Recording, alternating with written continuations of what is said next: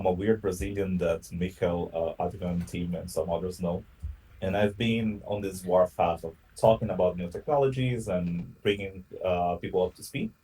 Uh, like I said, I don't know what sort of magic Adrian sent to you guys, but this is originally a Spring plus Kotlin plus GraphQL talk. So I just want like a show of hands here. Who has worked with JVM like Java, Scala, Kotlin before, Groovy? All right, cool. Spring. Anybody knows what it's all about? All right, cool. I see more hands. This is awesome. GraphQL. Who here has worked with it before, or at least read something about it? I see a very enthusiastic hand from Jan and from Luke as well. Thank you very much, Luke. So maybe if at any point in time you think, okay, maybe we should go more into detail in here because this is important, I would really appreciate that you jump in and we explore this thing together. All right. So I'm just gonna launch and we see where we go along the way. So what we want to do today is just have an outline.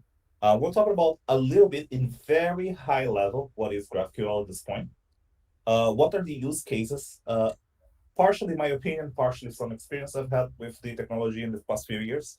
The options in the Kotlin space, and I understand this is a .NET shop, but just hear me out because you will need to get there. But I also try to have something special prepared for you guys today. And then we're gonna play around. What does that mean? I'm gonna start a server. Uh, so who here has done anything with Kotlin before? Also a little show of hands. All right, so that's gonna be fun. So we're gonna go into all of that. We're gonna write some code. We're gonna run a server, and we're gonna do some fun little things, and we're gonna try to understand what this whole fuzz about GraphQL is all about. Everybody ready? Heck yeah, let's get going. So in general, you can get this definition from the GraphQL website, but I wanted to highlight it, which is a query language for your API. So let that sink in. You have APIs that are providing data. Mostly nowadays, we're using APIs to talk between bounded contexts in our domains. So you have a microservice that's doing something very specific, and it has a bounded context and exposes something via an API for other services to consume. And that's how we're doing some communication nowadays, mostly. And this is something that allows you to flexibilize and make queries directly to your API. You don't need to have an idea of what is going on in the backend, so to say. You don't make queries for the databases of different bounded contexts, so to say, but you have an API that's loosely defined or defined well enough, but it's also queryable for the consumers. So it is something to that effect, right? Um, and the basic idea of GraphQL is I want to provide you the tools to do that and how to build it. So how do we go about this? You describe your data with an interface. So this is an interface definition language, an IDL, and you can say like, hey, I have a type of project. This project has some properties like name is a string, a tagline is a string, and the contributors is a list of another type called users. And this type probably is also defined on this interface. Then you can ask saying, hey, I want all projects which the name matches GraphQL, and then you will get only the things that you are asking for. So the idea is to avoid problems of under and overfetching. I'm pretty sure here that you've all have been designing an API and you said, okay, but what should we expose to the customer? So customer, like client A needs something, client B needs something else. How should we go about that? And in this case, you just define what your bounded context is and provide the tools for the client to decide what he or she wants. Yeah. So the GraphQL schema describes the types and fields that are implemented in the server. And to support that, we have three special fields that are always defined, which is the query, the mutation, and the subscription. So think of it like this. Queries are GET requests in the REST API world. So if I need to get some data without changing anything underlying in your implementation, you use a query. The same way that nothing impedes you to write a GET request that does some changes in your database is just bad behavior. The same way applies to the queries. If you want to mutate data, you use a mutation. They're during the name, and you also can get some value back as it is in a post, in a put, in a delete, and so on. And you have subscriptions, which are for the more reactive role. It's a little bit of an advanced use case. I'm not going to touch it today. But if you want to have like a long lasting thing and that you can communicate between two servers, you can use also the subscriptions type. And how does it all work? So GraphQL is a graph language, and you can think of it as in the dumbest way possible like this. You define a query in which you want hero, and you want the name of field of the hero. So if you make a query, this is the JSON you're gonna get back, so to say. Your server says, I have a type named hero. This type named hero has a property named name, that is a string. And if you want to get this name, I am actually gonna implement a function that knows how to resolve that property. So think about, like, let's go back here. Think about this project here. And I only ask for the tagline. Imagine that each property in here, name, tagline, contributors, is served by a different function in which it will only be executed if it's asked for. Therefore, you only get the data that you need. We're going to get there probably in code. It's going to become a little bit clearer. Sorry if it is a little bit confusing by now. And these functions that I'm talking about are called usually resolvers. At least if you do it in TypeScript, JavaScript universe, they are normally taught about as resolvers. In the Java JVM universe, they are called data fetchers because we love making things more complicated in Java. It's the facade pattern of Java development. But I don't know what is the name type on the .NET. If somebody can tell me, please, I would love to know. The ecosystem was a bit confusing to me. It's been like more than 10 years since I've done AD.NET in my life, so I couldn't tell you this one right now. So we're talking about this newfangled technology. To me, what is important is that the technology has a use. And what are the uses for that? Like, what are the problems that it's trying to solve? Backends for frontends are one of the biggest ones that you're seeing right now. So imagine you have like your backend that's doing your business very well, and then you have your mobile app, and then you have your web application, and then you have your IoT device. And you can have specific backends for that frontend that know how to talk to anything underlying and just provide like a simple and concise solution for your frontend that of choice. API gateways. Netflix uses GraphQL, and they also provide you their implementation to handle all of the schemas of all of their domains. So if you're trying to request something, they have a massive API gateway that knows where to go to fetch the exact data that you need. It's absolutely insane. Discover of APIs, because it's very easy. Like, hey, I need to connect to that API. What is it that they provide? I can just make the queries on my browser, and then once I know, well, I just write my query and I only get the data that I need. And dev experience in iterability, because if you're iterating on something and you don't know exactly what you need to expose in your API, making changes to this API without having to resort to versioning is very easy. Now, it doesn't preclude you from designing your API well, because you do need to do that. But in my opinion, I believe it's easier sometimes than doing like something proper REST. Okay. And to the same end, it's very good for REST-ish APIs. So when was the last time any of us actual REST with like hypertext to go following the things and not just kind of RPC like saying, hey, here's a post, here's a get. So we talk about REST-ish as if it's REST, but not necessarily. So no, to me, many a times, GraphQL is a very good substitute for these REST-ish APIs. To iterate things, to allow the right data to be discovered. As you may all know, it's not the web standard, so not everybody has worked with this before, and introducing new technologies always has some buy-in time. In my experience, authentication authorization can be a headache. Because REST over HTTP is so common, there's a lot of solutions in between that we don't really care about so much. They're not there for you, like intermediate caching and so on. And it's purely descriptive. So I mentioned that the type system, the IDL that you say is descriptive. If you have something like protobuf, I don't know if anybody has worked with protobufs before, like gRPC, Thrift, or so on. So those are prescriptive. Once you have the type definition defined, the engine knows how to transform those things for you. And in this case, each language knows the prescription and each language has its own implementation on how to parse that. So it can lead to headaches, which I had when I was trying .NET solutions.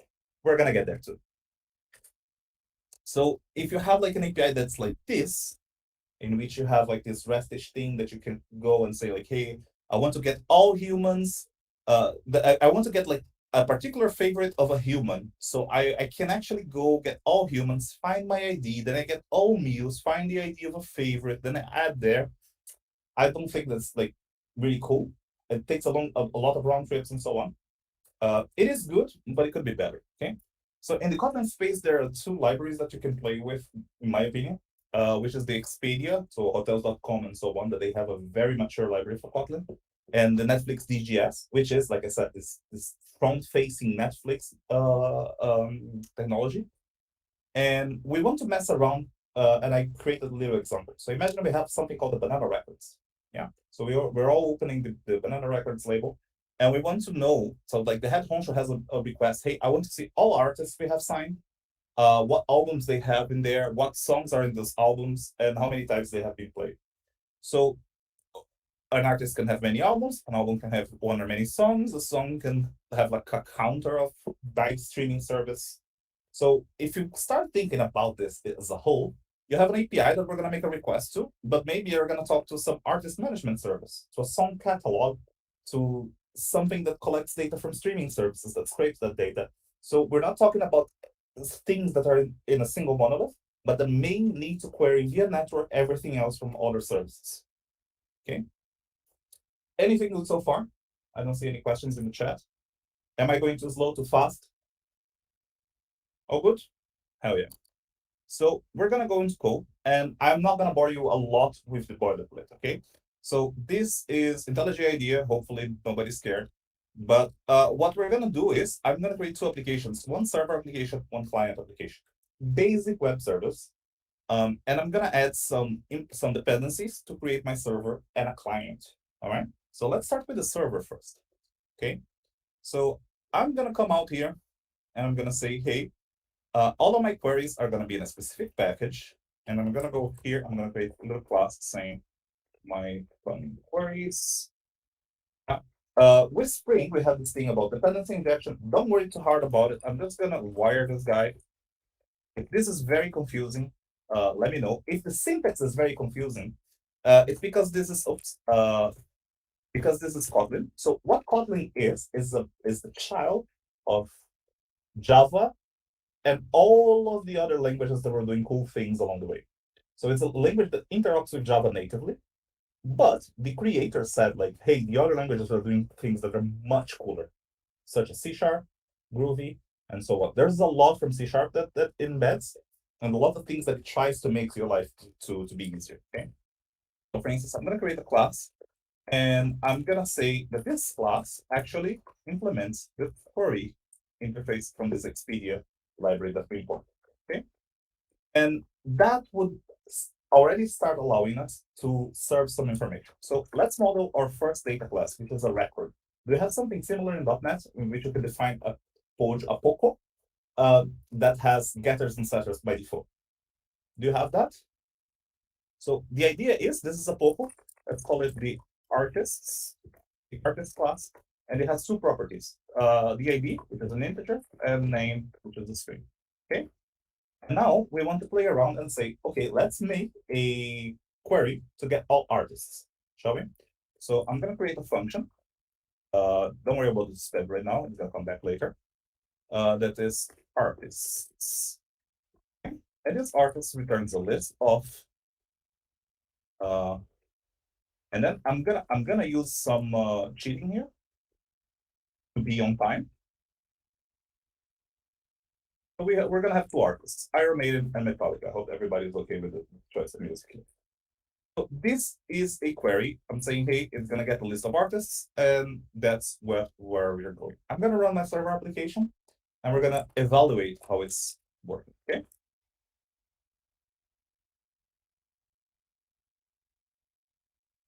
So by default, this guy. By default, after the server builds and so on, every GraphQL implementation comes with some developer tooling, so you can fool around. And in this case, it is an endpoint in our server called Playground. That allows us a console to interact with our API. Think of it as like Postman, but embedded, that you can play with your API and figure out how it's working. Okay.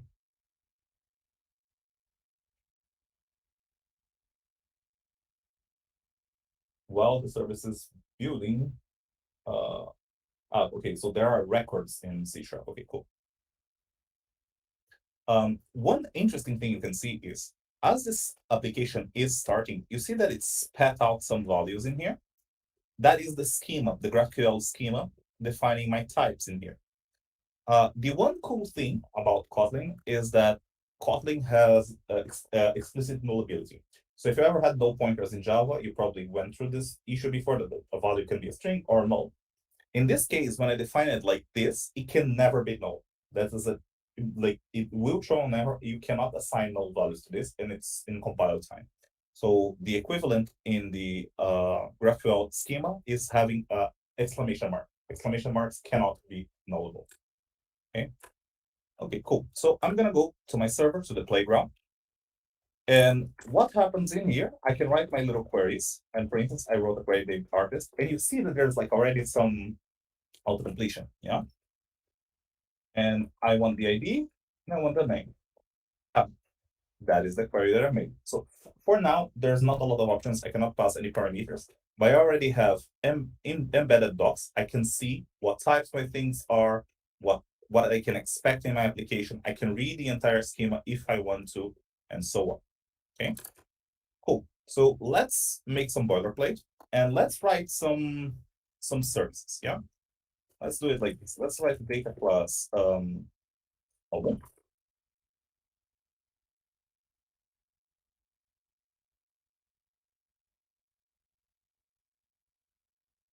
Yeah. And let's suppose that I can get also the albums of an artist in our query now. So I'm going to define a property or a function actually. I apologize, it's kind of fun. Albums. And I'm going to define a list, just a global dummy list of albums. So that is so we have these 4 albums for those students. We have St. Jude's and Porsley, Master Puppets, Saint Anger. Anywho, so what we can do is like, hey, I want all albums where filter in this case, where its artist ID is equals to the ID of this record. This is a lambda in Kotlin universe. So if you don't define the name of the variable, the name of the lambda becomes it. So you can read it like, hey, find where its artist ID equals the ID of the current function. Okay. So, and let's moreover do something else. Let's assume that to get the albums, the proper return type, to get the albums, I need to make a request via the network because the albums are stored in a different service. So for that, I'm actually going to do a delay of 1 second. This case, I'm going to do a delay of 1 second. Is that clear for everybody? So I have an artist, and to get the albums, I need to request it from another service. This is not good design, but it's just illustrative of the fact. And I will return the albums filtered by artist after 1 second, basically because I have like a really bad network call or something. Okay, cool. Let's restart our server.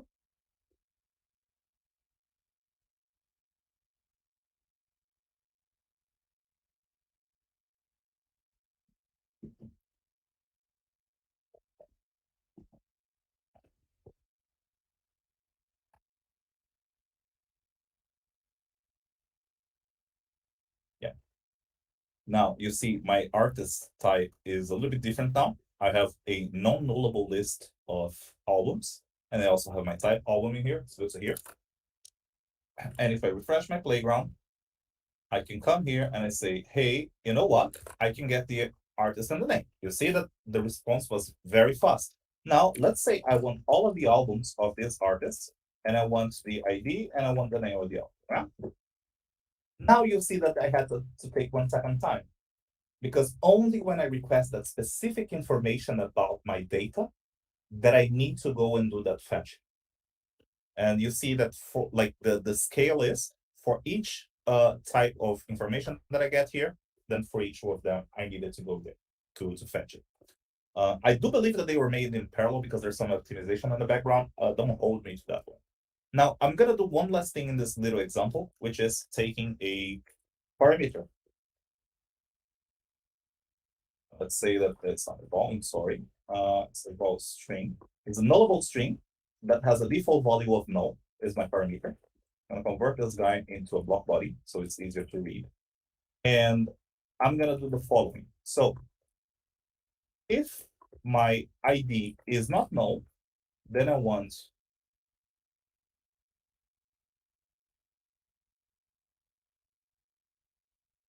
if my ID is not null, I want artists dot find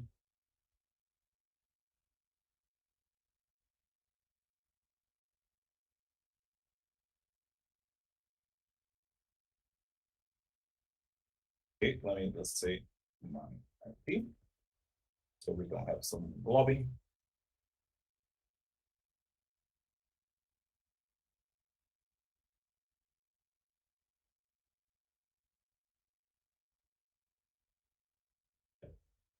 And otherwise return my artists. So in here, I'm just saying like, hey, if the idea is not null, find. Oh, I used the string instead of an integer here. That's my bad. Wrong type. And I probably don't need this anymore. It makes sense. Cool. And here's the nice thing about Kotlin. This find function in here, it returns to me a nullable result. So either it will find something matching the predicate, or it will be a null value. But I don't want to return any null values. I want a concrete list of artists. So if I, oops, let me fix this function here. So if I cannot find the artist, then I want to throw an error saying no artist is found. And to that, like if this side of the expression resolves to null, I apply what is called an Elvis expression, an Elvis operator. And yes, it is because if you look at sideways, it has a little hair. If this side resolves into null at any point in time, then you apply the thing that's in the right side. Same thing applies here. If this guy is null, therefore I can apply this particular thing. Okay, I can convert this into an if not null. You see, this would be the if else not null. This is not very great to read. I prefer this way. And then we're gonna just run our application here and see how it works. So far, so good. Not very confusing.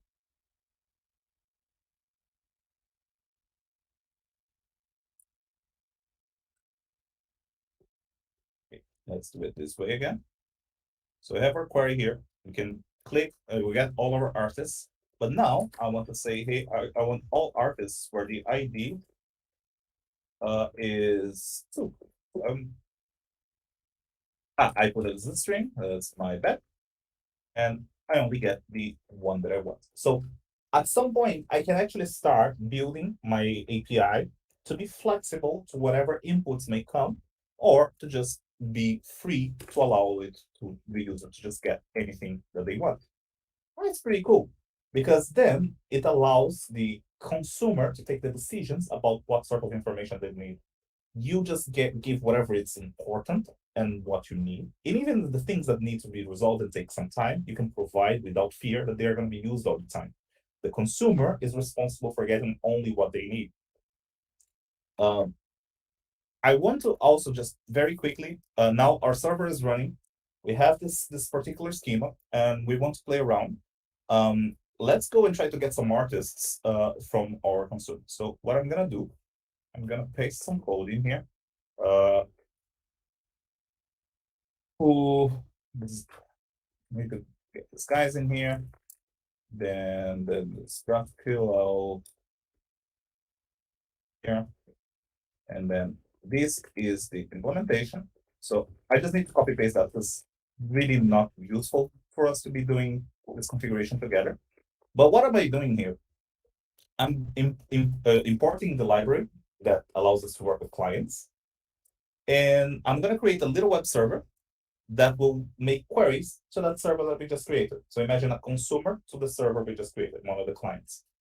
And here I'm making some configuration to say, hey, the endpoint that you're going to need to use to generate your schema is this one. And then you generate some code and place it on this package. This is all I'm saying. Hey, here's a GraphQL schema. It could have been like a live URL, like it is right now. Could have been a text file. Could have been something from Git, I believe. So you can have different strategies in how you want this schema to be propagated. Maybe it's part of your live system, maybe it's not. Adrian, how are we on time?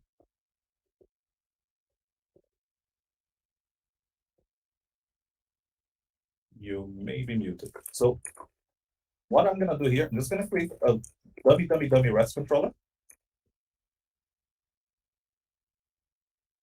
Banana controller for banana records, obviously. And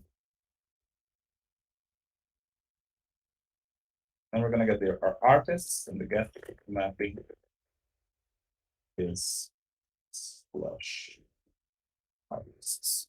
Okay, so this is very dummy, but what we're gonna do is GraphQL. Let me just check my annotations first. So I do need this one configuration thingy before I forget. I need to configure this web client. So you know an HTTP client, you have also this web client that is provided by this application. And I'm gonna need to inject it here.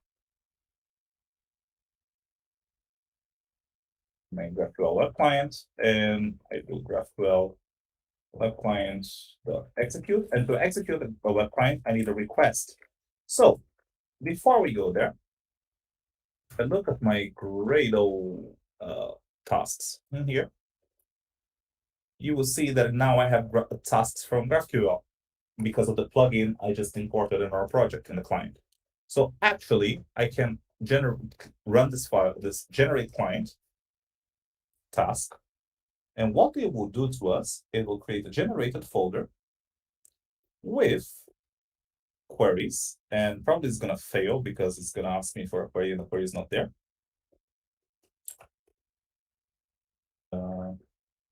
File, query,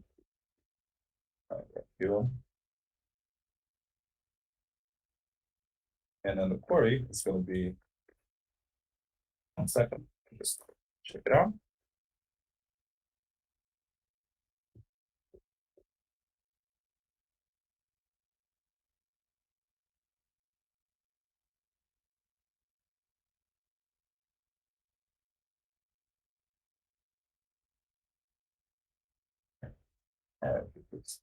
Query.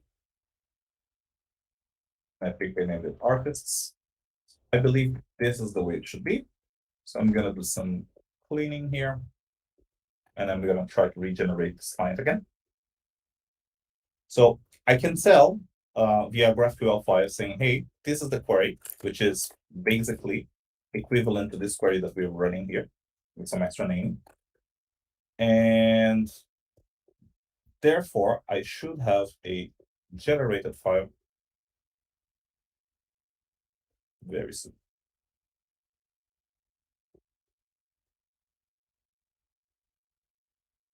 Excuse me.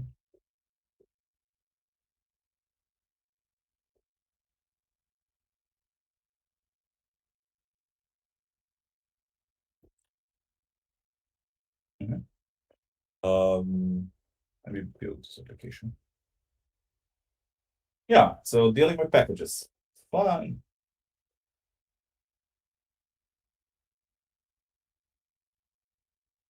Okay. 2 plus 15 minutes left, so I assume there's 14 minutes remaining. And what I wanted to show with this is in my build folder where like the code gets generated, I have this generated file now, and you see that I have a query based on that GraphQL file that I produced. And this is basically the same thing that will happen if you're using JavaScript, TypeScript, and so on. You have a query. This query is generated into a type. And you see that I only get a type with the fields I described in my query. I don't care that the schema has 20 other fields. I won't need it. My application only needs these guys as the result, which is pretty nifty. So I can come here to my application and say, hey, you know what? I have an artist already. I generated. I'm gonna create this new object. So here you don't need to do a new. And then I'm gonna assign the variable. And I'm gonna say, hey, GraphQL client, run, execute this artist query. And I get the result back. And then I'm gonna go and say this very dumbly, print out result. Okay. Let's try running this, and hopefully I didn't forget anything in the configuration. But I hope that it's clear. It generated to me a concrete type in which I can tie my answers back based on what the server is running. So I don't need to redefine anything in here, and I have an actual parity with whoever controls the domain of this guy. Let's try calling this endpoint. It's localhost 9090 artists, I believe I wrote. And if we look here, I actually get the results of all of the artists that we queried there. Cool. And because I used Kotlin to Kotlin, I felt that wouldn't be like a really cool idea. So I dusted my almost 10 years of not writing a single piece of C# code before.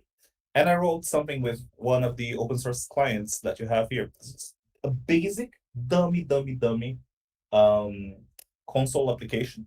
I'm still connecting to the same GraphQL endpoint, and I'm writing the same query in here. I don't know how to generate code, how to generate the types in .NET. So if anybody figures out, please text me. And the idea is I just send this query asynchronously. I do some async and await. There is a bug with this thing, therefore I have to put around the task run.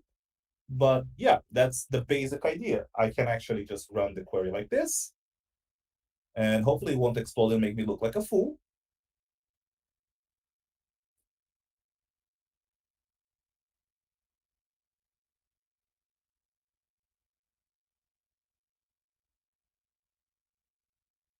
And there we go.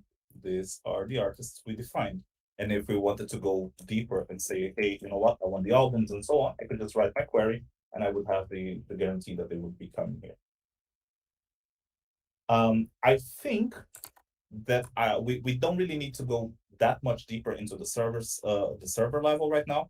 I think it should be clear to everybody that we could theoretically just continue writing more and more of our server application, of our queries in here, and go into lower levels and making the fetching happen as it goes along.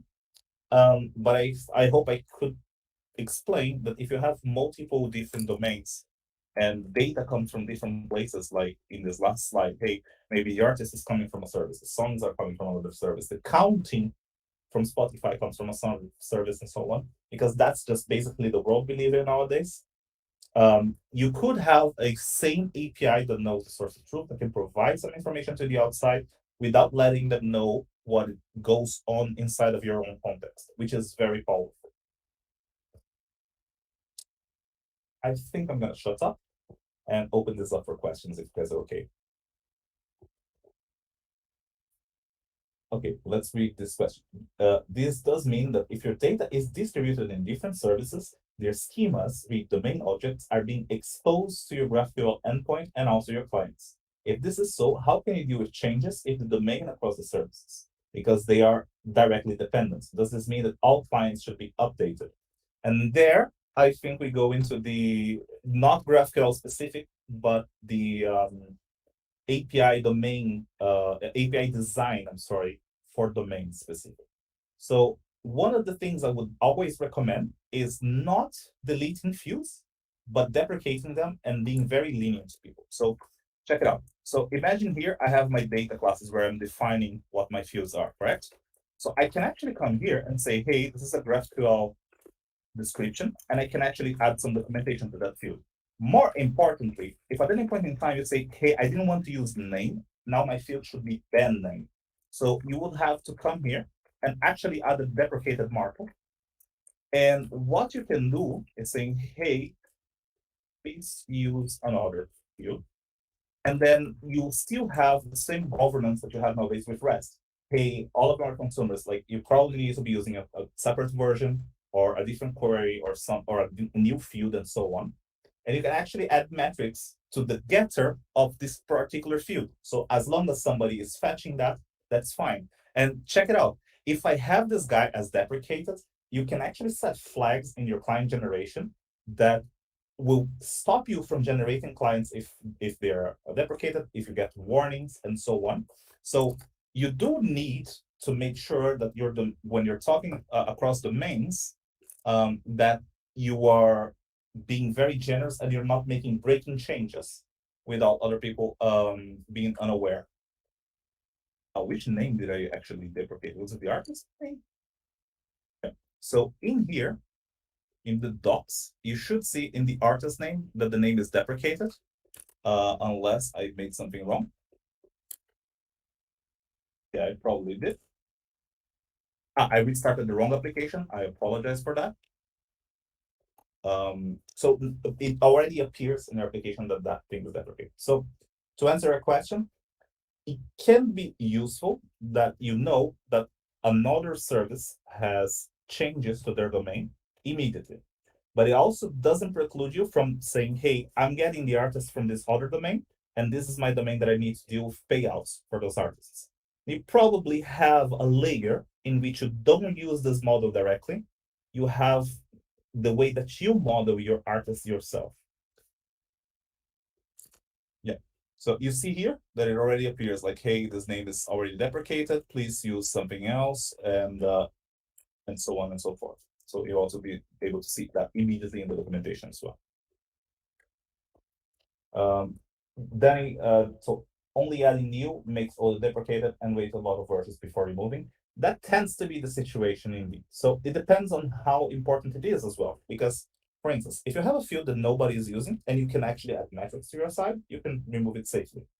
If it's something that you need to remove that other teams are using constantly, you need to have a conversation with them because you are providing them with an API and you need to have like an honest roadmap with them saying, hey, this is the roadmap and we need to go and get it. And if it is the same company, you probably can just talk it out. If it's not the same company, you probably need to have like a specific roadmap and a specific deprecation policy and so on. So there are many different cases, but that's not really GraphQL specific because I'm sure you well, all of us have already been in this version wars with REST APIs. But I think the difference is if one field needs to change and only a few customers are affected, you can tell that very quickly. And if these customers, if this all of those clients are unaffected because they're querying only fields that are relevant to them, you don't need to warn everybody. You can actually get this fine grained control, I believe. I hope that answers your question, Benny.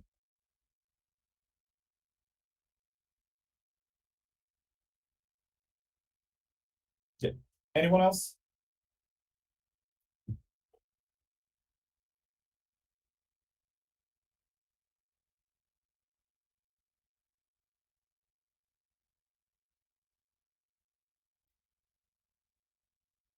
Uh, Adrian says, and also you can introduce a V2 of the API based on same backends. Correct. Correct. You don't need to add V2s, for instance, in this situation, but you can. You certainly can. And just introduce another query, for instance, which you saw, for instance, in our setup, is basically introducing a new function.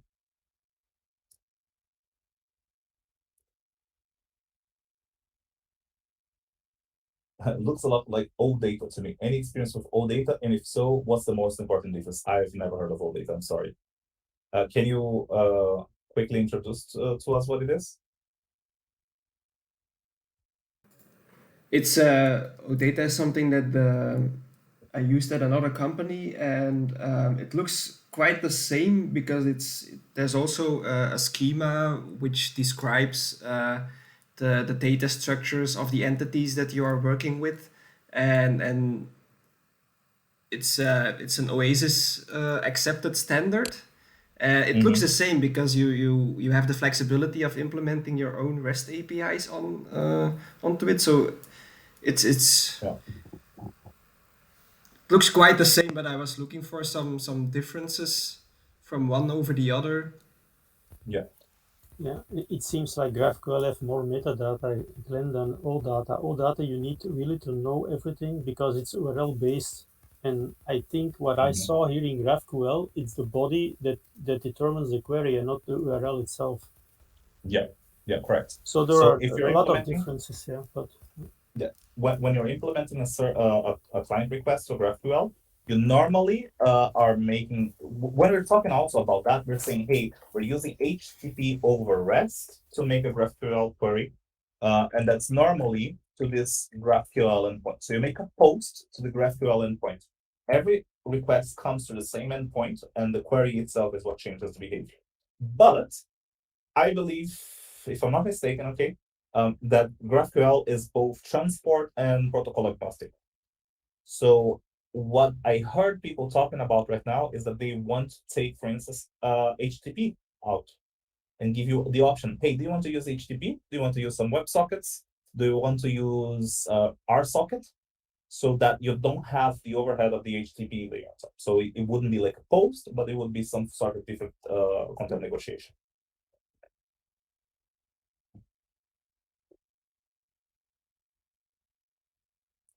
Yeah.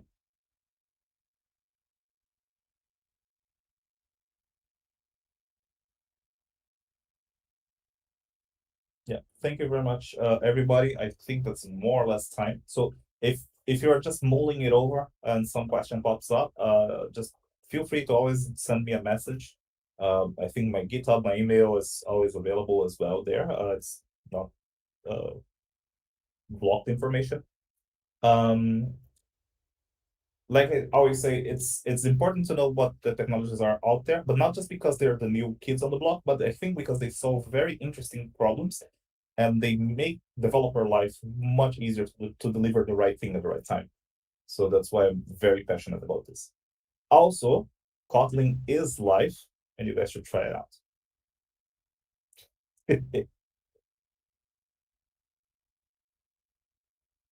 Okay, thanks very much, Renato. Thank you very much, Mick. Yeah, thank you. Yes, Yeah. that's very Thank you very interesting. much, Thank you. everyone. Yeah. If you guys want to be proselytized about more Kotlin things later, please always let me know. And if so, see you next time. Have a great day, and we'll see each other later. Bye bye.